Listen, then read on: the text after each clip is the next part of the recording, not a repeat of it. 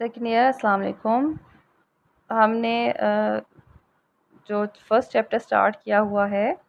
اس میں ہم پاکستان کے تحریک پاکستان کے حوالے سے ڈفرینٹ انسیڈنٹس کو مختلف واقعات کو پڑھے ہیں، اور اس میں ابھی تک ہم نظریہ پاکستان کے حوالے سے پاکستان کی جو شخصیات ہیں، عظیم شخصیات ہیں، پاکستان کے جو بانی ہیں قائد اعظم اور پاکستان کے خالق علامہ اقبال، ان کے ارشادات پڑھ چکے ہیں. اس کے بعد ہم نے نظریہ پاکستان کی اہمیت پڑھی، اور پھر ہم نے سر سید احمد خان کے حوالے سے تحریک علی گڑھ کا مطالعہ کیا، اس کی علمی، ادبی، تعلیمی، سیاسی پہلوؤں کو ڈیٹیل میں پڑھا. تو آج تحریک پاکستان کے حوالے سے سر سید احمد خان کی جو خدمات تھیں، ان کے بعد ایک جو اہم اور سٹیپ اٹھایا گیا وہ تھا آل انڈیا مسلم لیگ کا قیام. سر سید احمد خان کی سیاسی خدمات میں آپ کو پڑھا چکی ہوں کہ سر سید احمد خان یہ نہیں چاہتے تھے کہ مسلمان دوبارہ سے انگریزوں کے عتاب کا، ان کی دشمنی کا شکار ہوں، ان کی نفرت کو سہیں یا وہ تعلیمی میدان میں پیچھے ہو جائیں. اس لیے انہوں نے ہمیشہ مخالفت کی کہ مسلمان بحیثیت قوم سیاست سے دور رہیں. لیکن وہ خود مسلمانوں کو کی سیاسی لحاظ سے ان کے لیے ایک ڈھال کا باعث تھے. انہوں نے ان کی بہت لیجسلیٹو کونسل کا ممبر ہونے کی حیثیت سے اور انگریزوں کے ساتھ بہت اچھے تعلقات ہونے کی وجہ سے انہوں نے مسلمانوں کی ہر سطح پر رہنمائی بھی کی اور حفاظت بھی کی، اور دو قومی نظریے کو پیش کیا. اس کے ساتھ ساتھ آپ یہ دیکھیں کہ انہوں نے جو کانگریس تھی اس کی مخالفت کی. پھر جو ان کا مطالبہ تھا کہ پارلیمانی طرز حکومت برصغیر میں رائج کیا جائے، اس کے مضمرات سے آپ آگاہ تھے، آپ نے عوام کو آگاہ کیا. اس کے ساتھ ساتھ آپ نے مقابلے کے امتحانات، مطلب ہر جگہ جہاں پر سیاسی لحاظ سے مسلمانوں کو اور ان کی زبان کا تحفظ کہ جہاں جہاں انہیں یہ محسوس ہوا کہ مسلمانوں کو تحفظ ضروری ہے، انہوں نے پھر ڈیفنس ایسوسی ایشن بنائی، پیٹریوٹک ایسوسی ایشن بنائی. لیکن ان کی ڈیتھ کے بعد ایک ایسا اسپیس پیدا ہو گیا، ایک ایسا خلا پیدا ہو گیا جس میں یہ محسوس ہوا کہ ایسا کہ مسلمانوں کی اپنی ایک تنظیم، ایک ایسی سیاسی جماعت ضرور ہونی چاہیے جو مسلمانوں کی بھی نمائندگی کر سکے، کیونکہ اس وقت تک جو کانگریس تھی وہ سیاسی لحاظ سے کافی اہمیت اختیار کر چکی تھی، اور کانگریس مکمل طور پر ہندوؤں کی سیاسی جماعت کے طور پر سامنے آئی تھی. اور 1900 جو سینچری تھی اس کے سٹارٹ ہوتے ہی کانگریس میں بہت زیادہ جو انتہا پسند لوگ تھے وہ سامنے آئے، اور انہوں نے کانگریس کو پورا آکوپائی کر لیا، اس کے اوپر پورا چھا گئے. تو اس سچویشن میں مسلمانوں کو ضرورت محسوس ہوئی کہ ان کے لیے ایک اپنی تنظیم ہونی چاہیے جو صرف مسلمانوں کے حقوق کے لیے، مسلمانوں کے مفادات کے لیے کام کرے. اس لیے اس تنظیم کا قیام عمل میں لایا گیا جو برصغیر پاک و ہند میں مسلمانوں کی پہلی سیاسی جماعت تھی.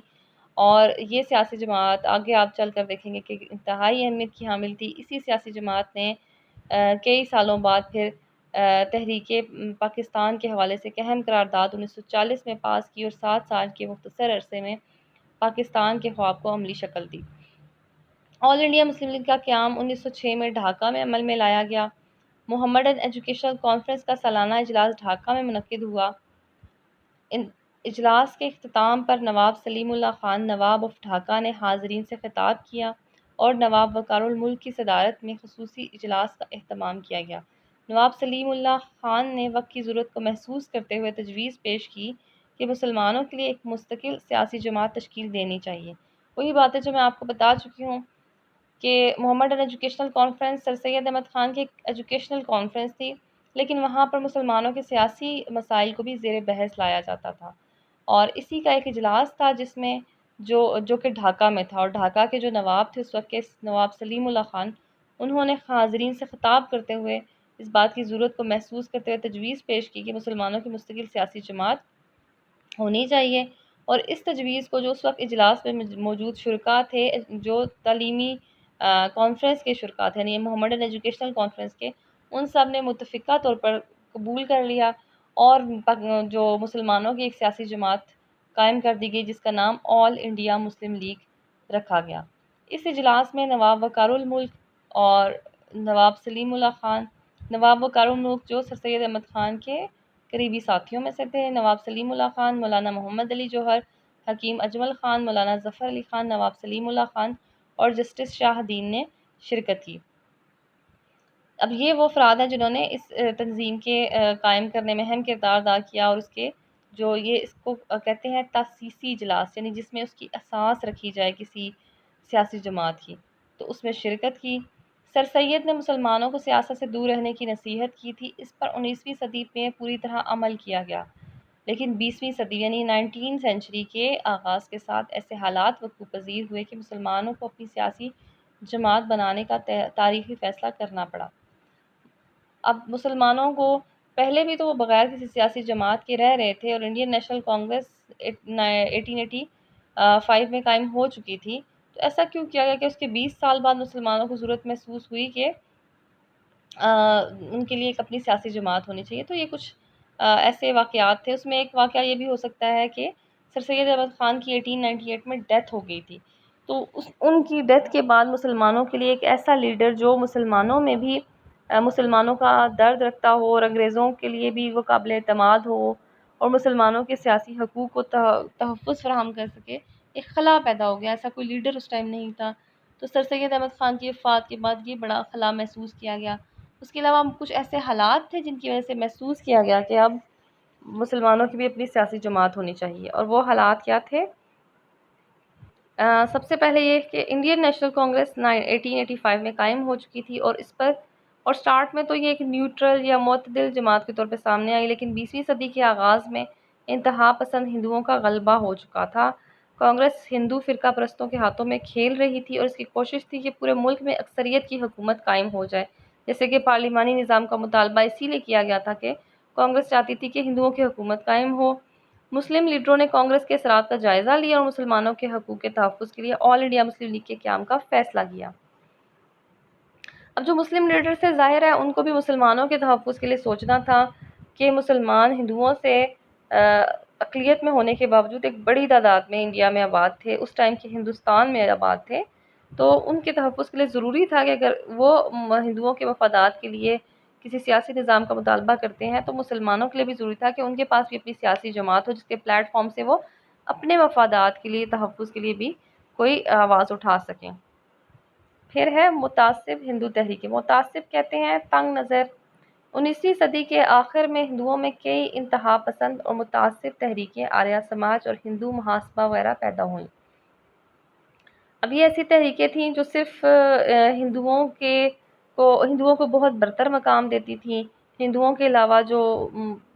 بیرونی جو اقوام تھی، جیسے کہ مسلمان، ان کو غاصب، لٹیرے اور حملہ آور قرار دیتی تھیں، اور اتنی انتہا پسند تھی کہ مسلمانوں کے وجود کو برداشت نہیں کرتی تھی۔ تو اس طرح کے جو تھیں تحریکیں، ان کے لیڈرز نے جب قبضہ کر لیا کانگریس کی قیادت کے اوپر، تو پھر کانگریس بھی بالکل انہی کی طرز کا سوچنے لگی۔ یہ سب رام راج کے قیام کا خواب دیکھ رہی۔ رام کہتے ہیں ہندوؤں کے جو بھی کیا اس کو کہتے ہیں گاڈ ہے، یا ان کا جو بھی جس کو وہ پوجا کرتے ہیں، رام راج کا مطلب یعنی کہ ہندوؤں کے راج کا، اور انہوں نے مسلم مخالف پالیسیاں اختیار کر لی تھیں۔ ان کی سرگرمیوں کا مقابلہ بھی لازمی تھا۔ اب یہ تحریکیں تھیں جو ہندوؤں کی جو مسلمانوں کے شدید خلاف تھی، تو ان کی سرگرمیوں کا مقابلہ کرنے کے لیے بھی ضروری تھا کہ مسلمانوں کی اپنی ایک سیاسی جماعت ہو۔ اس کے بعد ہے اردو ہندی تنازع۔ اب اردو کی جگہ ہندی کو سرکاری زبان کا درجہ دلانے کی ہندوؤں کی کوششیں مسلمانوں کو غور و فکر کرنے پر مجبور کرنے لگیں۔ سر سید احمد خان کی سروسز میں آپ کو بتا چکی ہوں کہ یہ پہلا موقع تھا کہ سر سید احمد خان نے خود فرمایا کہ اب مجھے نہیں لگتا کہ ان دونوں قومیں مل کر آگے چل سکیں گی، بلکہ جیسے جیسے وقت گزرتا جائے گا ان کے درمیان خلیج بڑھتی جائے گی۔ انہوں نے اپنی زبان، ثقافت اور تہذیب کے دفاع کے علاوہ سیاسی میدان میں بھی اپنے حقوق کا دفاع ضروری سمجھتے ہوئے آل انڈیا مسلم لیگ بنانے کا فیصلہ کیا۔ یعنی مسلمانوں کو یہ محسوس ہوا کہ وہ اپنی زبان، ثقافت، تہذیب اس کو تبھی بچا سکتے ہیں جب وہ اپنے آپ کو ایک قوم کی حیثیت سے سیاسی میدان میں بھی اپنے حقوق کا دفاع کریں گے۔ تو اس لیے انہوں نے اپنی سیاسی جماعت بنانے کا فیصلہ کیا۔ ہندوؤں کی تنظیمیں ہندی کے حق میں اپنا پورا زور صرف کر رہی تھیں، صرف یعنی خرچ کر رہی تھیں۔ دیوناگری رسم الخط اختیار کر لیا جاتا،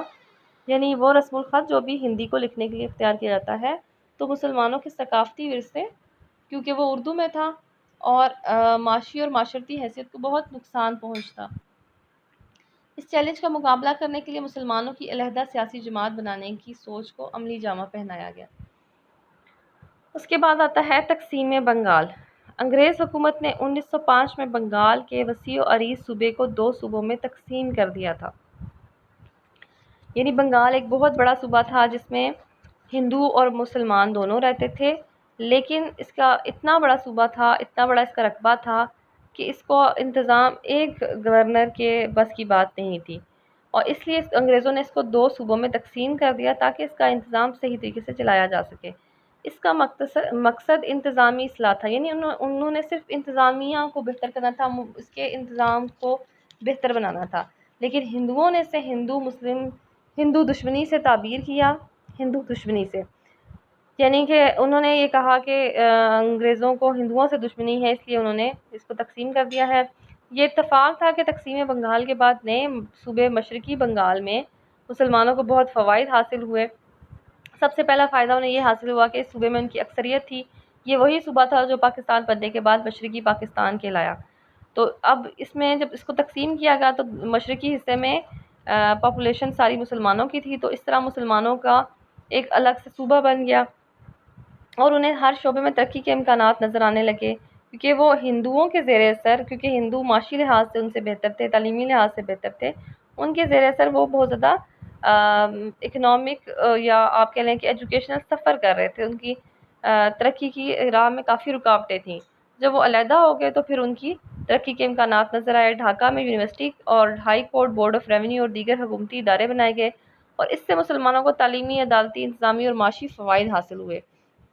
ہندو تاجر، ہندو وکلا اور ہندو زمیندار تقسیم بنگال کے خلاف صف آرا ہو گئے، کیونکہ ان کے جو کام تھے ان کو نقصان پہنچا اس تقسیم سے۔ ہندو رد عمل سے، اور ہندوؤں نے اس کی شدید مخالفت کی، ہندو رد عمل سے مسلمانوں کو سیاسی طور پر منظم ہونے کا پیغام ملا اور آل انڈیا مسلم لیگ تخلیق کی گئی۔ اس سے مسلمانوں میں یہ بھی ایک شعور پختہ ہوا کہ ہندو تو کبھی بھی ان کا جائز حق بھی دینے کو تیار نہیں ہے،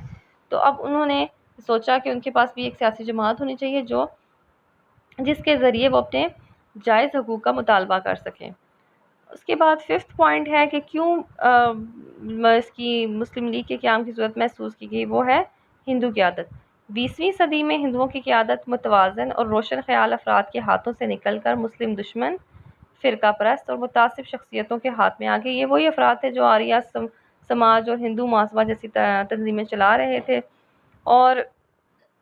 ان میں جو ان کے جو لیڈرز تھے، جن میں مدن موہن مالویہ، بال گنگادھر تلک اور سریندر ناتھ بنرجی، یہ تینوں انتہا پسند قسم کے قائدین تھے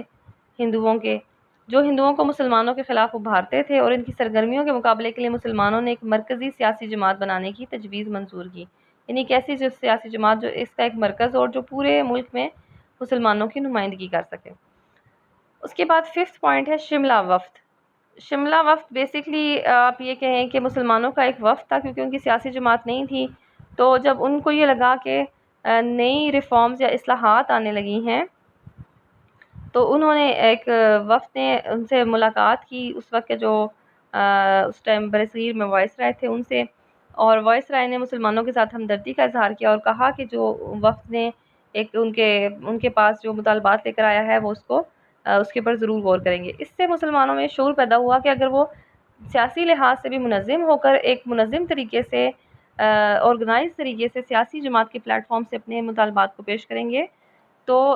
ڈیفینیٹلی ان کے باتوں کی ورتھ ویلیو ہوگی اور ان کے مطالبات کو صحیح طریقے سے آگے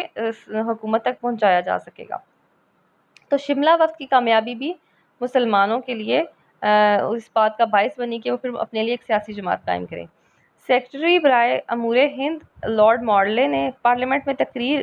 کرتے ہوئے اعلان کیا کہ برصغیر میں جلد سیاسی اصلاحات متعارف کروائی جائیں گی۔ سیاسی اصلاحات تھیں، اس کا مطلب ہے کہ آپ کہہ لیں کہ سیاسی کوئی نئے قوانین آتے تھے، ریفارمز آتی تھیں، کہ جو نئے ایکٹ کہہ سکتے ہیں آپ اس کو، جس کے تحت برصغیر میں، کیونکہ اس وقت برصغیر انگریزوں کی کالونی تھا تو وہاں سے انگلینڈ سے ایکٹ آتا تھا، تو جب انہوں نے یہ اعلان کیا کہ نئی سیاسی اصلاحات یا ریفارمز یا کوئی قوانین برصغیر میں متعارف کرائے جائیں گے تو اور اس میں سیاسی اداروں میں مقامی باشندوں کو بھی نمائندگی دی جائے گی۔ سیاسی ادارے یعنی جو اس وقت تک کی حکومت ہوگی اس میں،